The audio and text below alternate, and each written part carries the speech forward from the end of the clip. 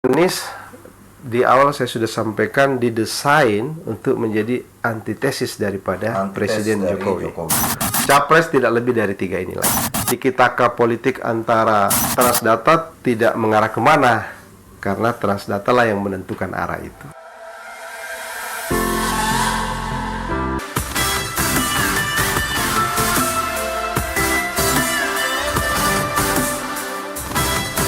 Assalamualaikum warahmatullahi wabarakatuh. Bersama saya lagi, Samsul Hakim di Lensa Transdata.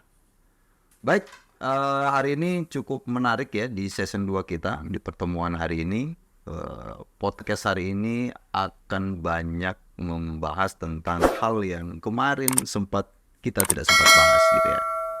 Jadi di season 2 ini kita akan lebih membahas tentang politik secara nasional yang jelasnya. Dengan tema hari ini adalah Tiki-taka Pilpres 2024. Tentunya hal ini menarik sekali untuk kita bahas. Dan pastinya pembahasan kita sampai kepada bagaimana Pilpres yang terjadi ini dengan sangat ketat secara survei. Maka angka survei ini kita akan bahas tuntas, sangat detail bersama ahli survei kita, yang tentunya adalah CEO Transdata. Selamat malam Pak Iksan. Malam. Kan udah ya harusnya. Iya.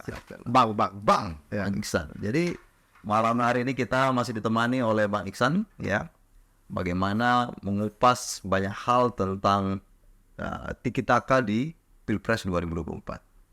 Baik, Pilpres ini tentunya menjadi konsumtif untuk semua kalangan gitu ya. Ya. Karena di mana Pilpres di 2024 ini dengan calon-calon yang sangat banyak ini dan luar biasa yang bermunculan di media, ini menjadi hal yang menarik untuk kita bahas di Lensa Transdata ini. Baik, sebelumnya gimana kesehatannya hari ini?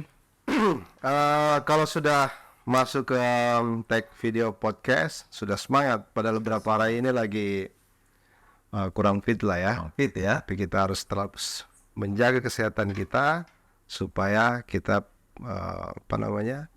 memberikan yang terbaik kepada pemirsa. Iya. Lensa Transdata. Jadi pada hari ini yang jelasnya bahwa kita coba ingin mengupas ya banyak hal sampai ke level bagaimana kita melihat data survei terakhir ya.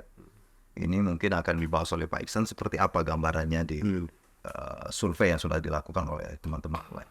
Jadi terima kasih Bang Sam atas waktunya.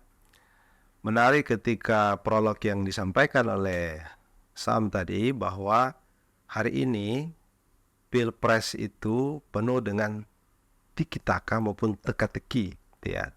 Manuver para kingmaker, para elit politik di dalam memastikan bahwa kandidat yang diusung itu memenuhi parliament threshold, mengusung Pilpres 20% itu kan. Sehingga kemudian koalisi yang terbentuk itu kurang lebih hari ini ada 3, bahkan masih ada satu koalisi Indonesia Bersatu itu belum menentukan sikap. Ya tentu pertimbangan historical, kemudian tren elektabilitas daripada capres yang akan diusung itu menjadi penentu apakah kemudian koalisi itu akan memutuskan satu langkah berani untuk memastikan kandidat A misalnya bisa kemudian diusung menjadi capres. Nah hari ini kalau kita lihat sudah ada 3 ya yang pasti yang diusung oleh satu koalisi PDIP. Dalam hal ini PDIP bisa mengusung sendiri karena dia punya parliament threshold 20% suara. Hari ini kita sudah bisa lihat bahwa PDIP telah mengusung Ganjar Pranowo ya pada tepatnya ketika deklarasi tanggal 21 April. Lalu kita lihat juga koalisi perubahan ya yang digawangi oleh Nasdem. Kemudian di situ ada Demokrat dan PKS telah mengusung Anies jauh hari sebelumnya sudah melakukan deklarasi. Dan yang ketiga adalah koalisi Indonesia Raya. Kalau tidak salah itu oleh Gerindra dan PKB telah mengusung Prabowo Subianto. Nah, yang menarik dari konfigurasi ini adalah para kingmaker itu mencoba untuk ketika mengambil keputusan berarti sudah 50% kemenangan itu di tangan. Betul. Tapi pada faktanya apakah demikian? Sementara politik itu sangat dinamis, sangat berubah-ubah, sangat elastis. Nah, kalau kami menilai, Transdata menilai dari aspek pengambilan keputusan politik itu, bisa kita lihat nanti data ini setelah ini ya, bahwa contoh kasus PDIP ketika Megawati memutuskan Ganjar yang akan diusung menjadi calon presiden ya, itu melewati sebuah perjalanan yang cukup panjang. Survei kalau kita lihat data ya, berdasarkan sumber data sekunder yang telah diolah oleh Transdata ini, oleh Saiful Mujani Research and Consulting, bahwa perjalanan panjang konsistensi dari 2020 sampai dengan 2023 itulah yang kemudian memantapkan Ketua Umum PDIP memutuskan Ganjar lah yang diberikan mandat, ditingkatkan penugasannya menjadi capres. Nah, coba kita perhatikan ya, dari April kemudian konsistensinya dari 2020 itu ya. Banyak fenomena yang kemudian muncul saat itu bahwa Puan pun mungkin saja akan diusung oleh PDIP. Tapi jauh hari sebelumnya saya sudah beberapa diskusi menyampaikan ini adalah tiki-taka PDIP juga untuk kemudian mendorong. Di sisi lain adalah Puan, di sisi yang lainnya Ganjar ini dibiarkan tumbuh secara alami untuk diuji secara publik. Maka kemudian ketika angkanya menjadi konsisten, maka ini memantapkan PDI Perjuangan, Megawati memutuskan Ganjar menjadi capres. Nah, berarti menurut Bang Iksan ya, kalau kita lihat secara konfigurasi angka yang muncul, bahwa PDIP melihat terhadap hasil survei ada cukup konsisten di Ganjarnya, seperti itu ya. Betul sekali. Cukup konsisten Dan dibuat itu natural, Bang Sam. dibuat secara natural. Jadi tidak ada, kalau kita lihat perjalanan, bahkan Ganjar itu dibully, dibuat seakan-akan dia tidak menjadi bagian daripada kubu tanda petik yang diusung oleh Teuku Umar gitu ya, dibiarkan dia tumbuh secara alami. Tapi kemudian itu menurut saya memang bagian daripada taktik dan strategi untuk memastikan bahwa Ganjar itu secara elektabilitas tidak di makeover, tapi memang dialami. Tetapi itu juga membutuhkan waktu yang cukup panjang untuk mengambil satu keputusan. Karena itu adalah keputusan yang sangat besar. Yang saya katakan tadi, keputusan itu sudah menentukan 50% apakah koalisi itu bisa memenangkan Pilpres atau tidak.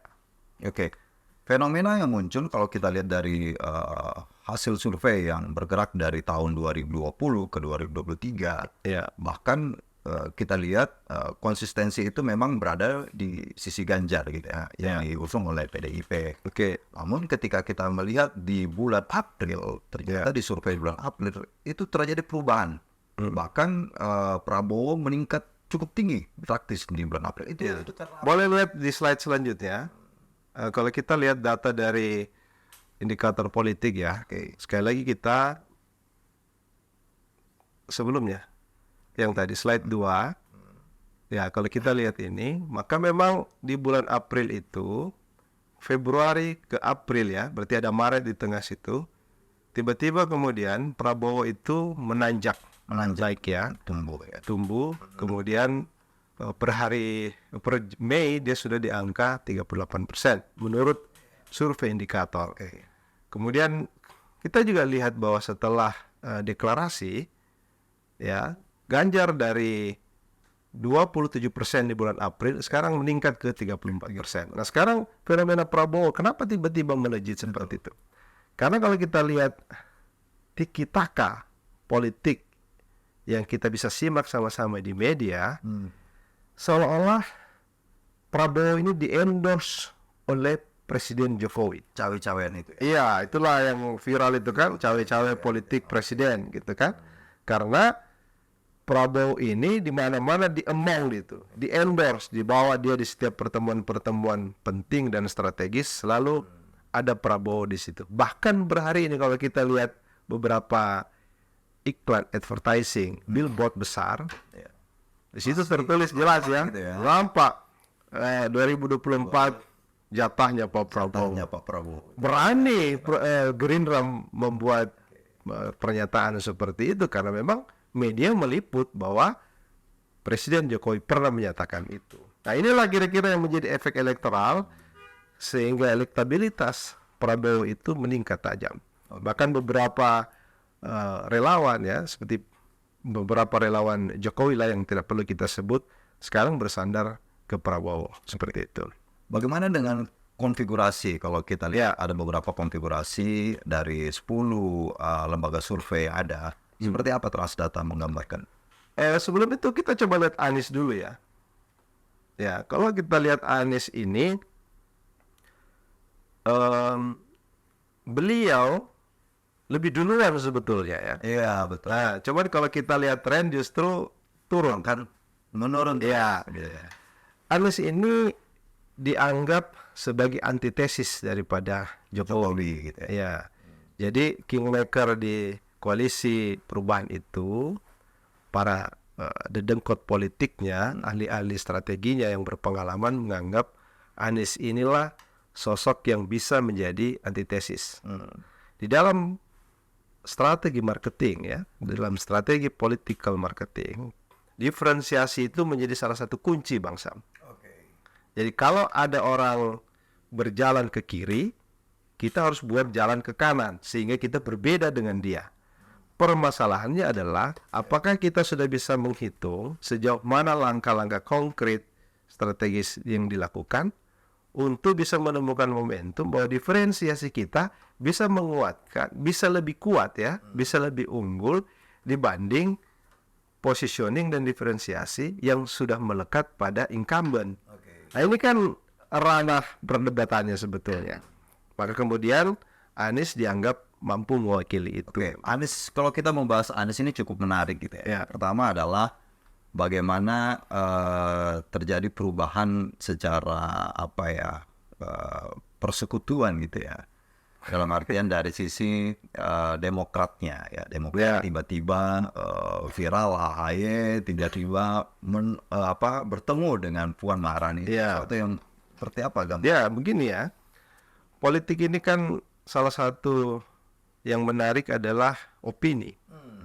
Opini inilah yang mempengaruhi persepsi publik. Persepsi itulah yang kemudian sulit sudah kita pisahkan mana kenyataan, mana persepsi. Ya kan? Dalam ilmu pemasaran juga demikian. Mana lebih kuat, persepsi atau fakta? Persepsi lebih kuat. Nah, menggiring opini dengan pertemuan itu, menurut Transdata melihat bahwa sebetulnya PDIP sudah membaca 3 langkah ke depan. Jikalau 2 opsi ya skenario, ketika Anies quote and quote tidak bisa lolos di dalam pilpres, ya quote and quote ya, maka head to head Ganjar Prabowo. Lalu kemudian koalisi perubahan ini, Demokrat, PKS, ya itu lebih dekat irisannya ke Prabowo, dibanding ke PDIP. Nah, bacaan itu saya menduga mereka sudah membaca sampai ke titik itu. Pasti ya, Transdata sudah saja bisa membaca sampai ke titik itu. Tentu mereka lebih jauh lagi gitu ya. Skenario kedua, ketika kemudian tetap 3 pasangan capres ini yang kemudian bertarung, maka kemungkinan besar terjadi putaran kedua. Survei membuktikan bahwa tidak ada angka absolut di atas 50%. Nah, maka itulah yang kira-kira yang menjadi tiki-taka politik para kingmaker. Ketika dia masuk ke putaran kedua, seperti apa strategi, taktik yang dilakukan ketika konfigurasinya misalnya Anies Prabowo yang lolos ke putaran kedua, atau Prabowo Ganjar yang putaran kedua, lalu Anies ini kemana? Atau berlabuh kemana? Nah, tapi begini ya, bukan berarti survei Anies yang kecil ini kemudian dianggap dia tidak akan lolos di putaran kedua. Ingat Pilkada DKI, Bang Sam. Di Pilkada DKI, Anies itu starting ketika head to head melawan waktu itu incumbent ya, Ahok Demokrat juga AHY. Posisi survei Anies itu di angka 9% loh, paling kecil. Tapi faktanya dia pemenang. Meskipun waktu itu ada momentum besar, ada tsunami politik yang membuat Anies bisa memenangkan Pilkada DKI. Tapi kan namanya politik ini segala kemungkinan bisa terjadi. Kira-kira seperti itu. Iya, oke. Oke, kalau kita bicara tentang fokus pada angka survei yang sudah berjalan gitu ya. Bahkan sekarang ini menarik adalah kalau kita lihat secara analisis bibliometriknya ini seperti apa Trust Data menggambarkan terhadap 10 lembaga survei yang sudah melakukan survei secara nasional. Jadi begini ya Bang Sam, di dalam riset ya ada yang disebut analisis bibliometrik ini, ya mengumpulkan sumber informasi dan data dari informasi sekunder, data sekunder namanya. Maka metode ini digunakan oleh Transdata untuk memotret seperti apa hasil-hasil survei yang dilakukan oleh lembaga survei nasional dan mainstream yang sudah dikenal oleh publik di Indonesia. Ini kan tercerai-berai nih. Mereka press release sendiri, press conference sendiri, kemudian media meliput. Lalu data ini kita coba kumpulkan. 10 besar ini ada political, weather station, ada algoritma, Populi, Indopol, ya, LSI Deni, JA, kemudian ada Indonesia Political Opinion, ada lembaga survei nasional, ada survei Kompas, ada indikator dari Saiful Mujani, dari sumber media online yang mainstream, kemudian kita olah. Ya, rata-rata survei yang dilakukan ini di periode akhir Mei sampai dengan pertengahan Juni, ya, dengan responden yang sama kurang lebih 1.200 dengan margin error 2-3% gitu ya. Memang ada beberapa survei yang lembaga survei mengunggulkan Prabowo, ada juga yang mengunggulkan Ganjar. Tapi memang tidak ada atau belum ada yang mengunggulkan Anies menjadi ranking 1. Cuman ada satu itu Indonesian Political Opinion, Anies lebih tinggi daripada Ganjar. Nah, tapi secara average ya, kalau kita lihat, inilah analisis bibliometrik yang dilakukan oleh Transdata itu, kita rata-ratakan, ternyata dari 10 lembaga survei itu, Prabowo menempati angka 32,14%. Ya. Kemudian Ganjar di angka 30,64%. Dan Anies di angka 19,52%. Pertanyaannya kan begini, Prabowo dan Ganjar ini hanya selisih 2% lewat ini, analisis ini. Nah, itu masih dalam rentang margin of error. Masih sulit ditentukan mana sebetulnya yang paling unggul ini. Apakah Prabowo, apakah Ganjar. Nah, beda kasus dengan Anies yang selisihnya 10%. Tapi sekali lagi masih ada undecided voters kan, 17% yang belum menentukan. Kalau kita lihat dari analisa yang dilakukan oleh Transdata, kalau kita lihat belum ada salah satu bahkan calon yang terlihat jauh dominan gitu. Ya, belum ada gitu ya. Jadi kira-kira menurut Transdata seperti apa analisa Transdata melihat fenomena ini? Belum ada satu bakal calon pun yang terlihat dominan, bahkan tidak ada yang sampai di angka 50% contoh dan lain-lainnya. Ya, benar-benar. Jadi Bang Sam benar bahwa ini kan masih bakal calon presiden. Calon presiden itu nanti sah ketika sudah mendaftar di KPU kan. Tetapi kan opini publik tidak bisa dibendung dengan langkah-langkah yang dilakukan oleh para elit itu sudah terlebih dahulu menentukan. Apalagi memang sekarang sisa waktu itu sisa 6 bulan. Tetapi belum ada jadwal kampanye resmi yang dirilis KPU untuk memastikan bahwa jadwal kampanye Pilpres itu sudah dimulai. Itu yang pertama ya. Sehingga kemungkinan besar inilah juga yang membuat undecided voters itu masih tinggi. Artinya belum masif upaya kampanye, campaign yang dilakukan baik secara offline maupun online. Yang kedua, masih ada konfigurasi yang menentukan sekali nih Bang Sam. Belum ada satu kandidat bakal capres ini yang menunjuk atau memastikan siapa cawapresnya. Oke, betul. Ini kartu truf ini. Dan ini sekaligus menjadi kunci Penentu. penentu siapakah di antara mereka ini yang bisa meningkatkan elektabilitas. Oke. Tapi juga begini faktanya, rata-rata kalau kita melihat cawapres itu diputuskan di last minute. Betul. Ya kan, kalau kita belajar lewat Jokowi di 2019, bahkan Ma'ruf Amin itu ditentukan pada saat mau mendaftar di KPU. Hari itu juga gitu. Nah, kira-kira inilah juga yang membuat konfigurasinya masih imbang gitu ya. Belum ada yang betul-betul dominan. Ada yang betul-betul kelihatan secara dominan. Iya, iya.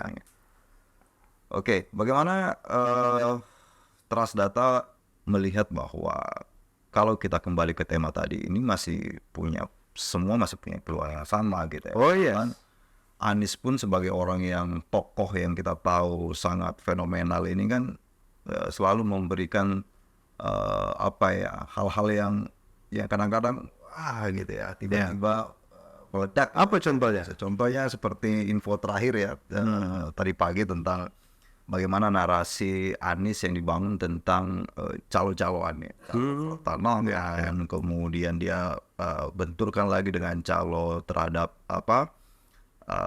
bansos, kemudian korupsi BTS dan lain-lainnya. Ini seperti apa? Ya, jadi dengan angka elektabilitas yang belum signifikan, apalagi dengan beberapa kasus di partai pengusung itu ya, yang dijadikan quote and quote di dalam politik adalah bagian daripada karakter assassination, pembunuhan karakter partai pengusung gitu ya. Oke. Maka Anies di awal saya sudah sampaikan didesain untuk menjadi antitesis daripada Presiden Jokowi. Oke. Maka tidak bisa dipungkiri atau mau tidak mau Anies harus membuat isu-isu opini arus utama yang berbeda yang dilakukan oleh pemerintah saat ini. Oke. Nah, maka pilihan-pilihan isu, pilihan-pilihan narasi, pilihan-pilihan tema yang diangkat ke media itu untuk mencoba menusuk ke jantung pertahanan pemerintah yang bisa kira-kira meningkatkan simpati kepada beliau dan sekaligus itu bisa meningkatkan elektabilitasnya.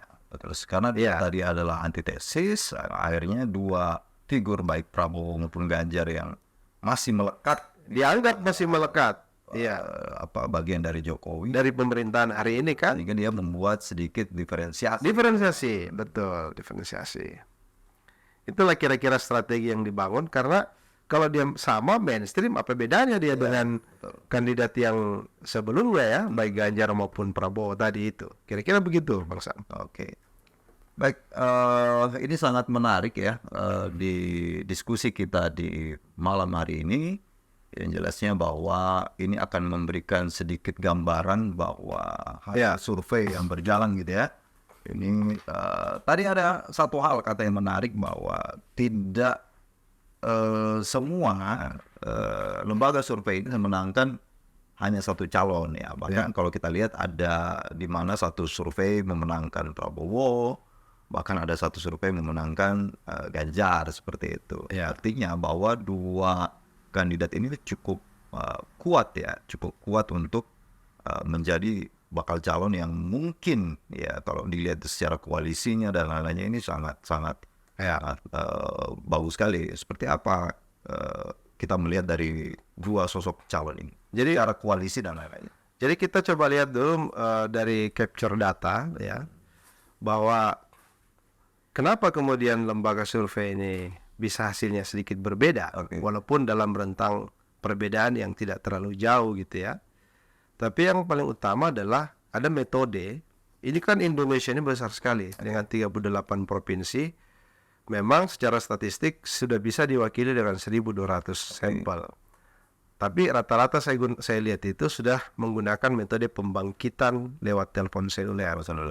Nah, mengambil random acak 25.000 misalnya untuk mencari 1.200 sampel.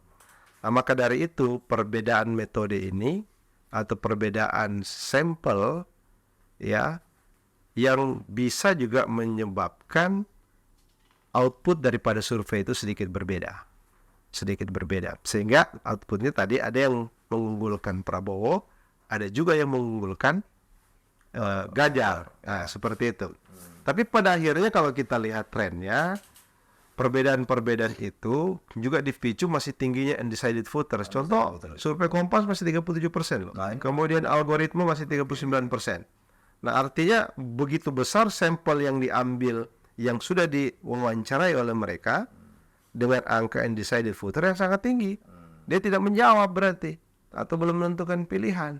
Nah, ini juga yang membuat mereka masih belum ada yang tembus 40% kan? Masih 36, 36, 37.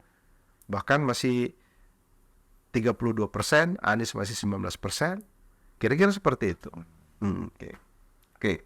Kalau kita melihat bahwa ya pasti lembaga survei ini semua punya metode yang kita tahu bahwa ini sudah sangat bagus gitu ya.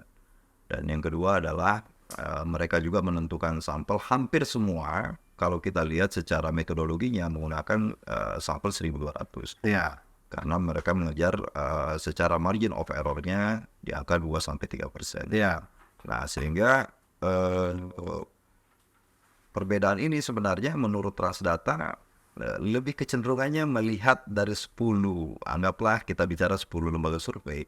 3 lembaga survei yang menggambarkan bahwa secara angka ini akan menjadi penentu nanti di 2024 menurut Transdata seperti apa? 3 angka apa Dari maksudnya? 3 lembaga survei yang menurut Transdata jauh lebih meyakinkan. Oh, jadi kalau Transdata melihat siapapun lembaga surveinya, selama metode yang digunakan berdasarkan kaidah-kaidah ilmiah, maka itu bisa dipertanggungjawabkan juga secara ilmiah. Apalagi nasional ya.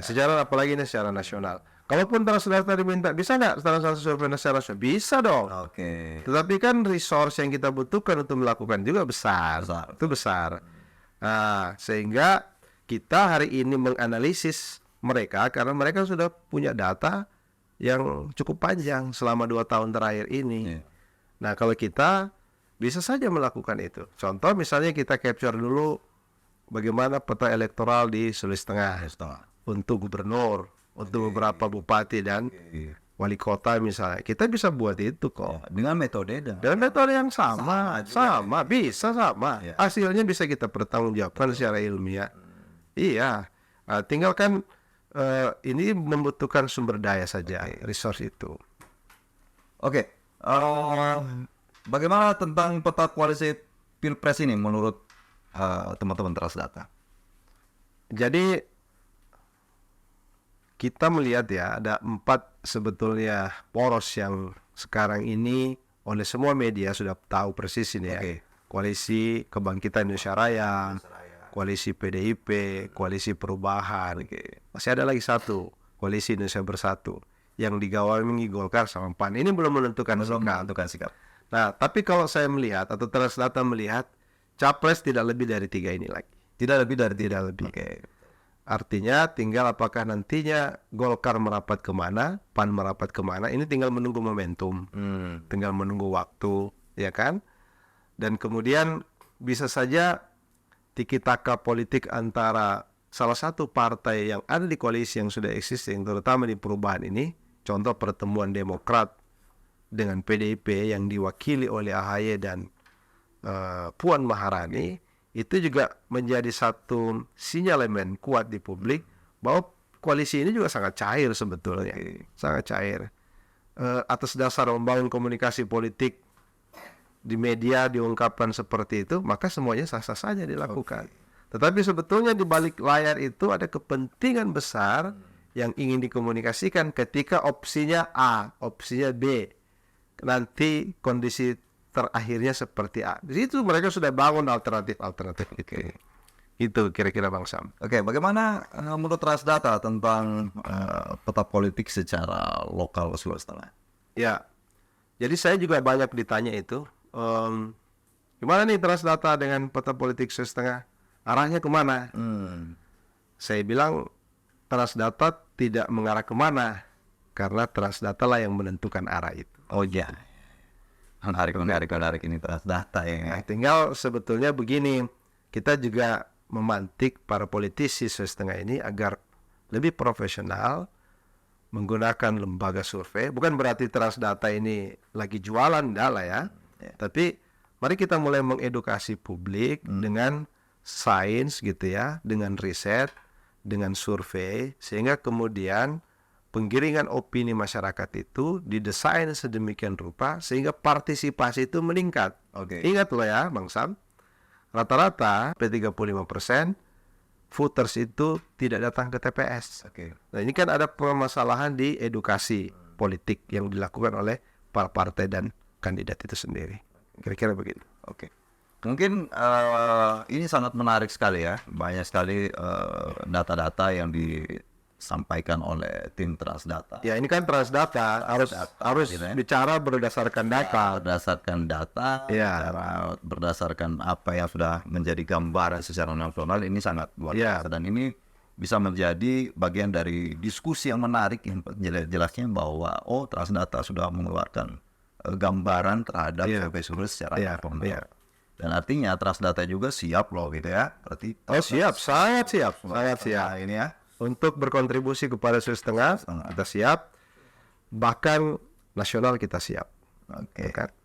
Yang juga perlu diperhatikan bahwa frame data kemudian itu menjadi informasi. Oke. Informasi itu kemudian menjadi keputusan. Jadi harapannya adalah keputusan itu diambil berbasis kepada data itu sendiri.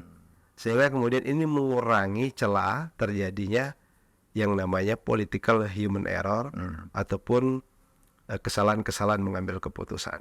Oke. Baik di bisnis maupun di politik. Kira-kira begitu. Oke. Kira itu ya pemirsa, ya hari ini kita cukup banyak membahas suatu ya angka dan data yang luar biasa dari CEO Transdata langsung.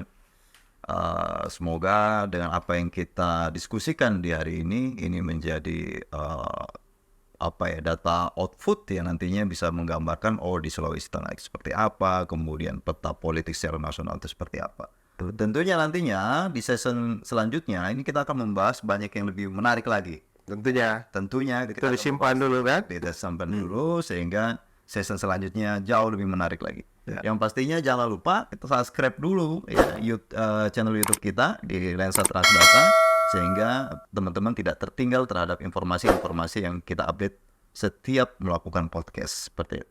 Mungkin itu Pak Ihsan, terima kasih atas waktunya. Semoga sukses Transdatanya untuk Sulawesi Tengah. Semoga Transdata akan berkibar lagi di Sulawesi Tengah ini. Bila taufiq wal hidayah, wassalamualaikum warahmatullahi wabarakatuh dan salam Lensa Transdata.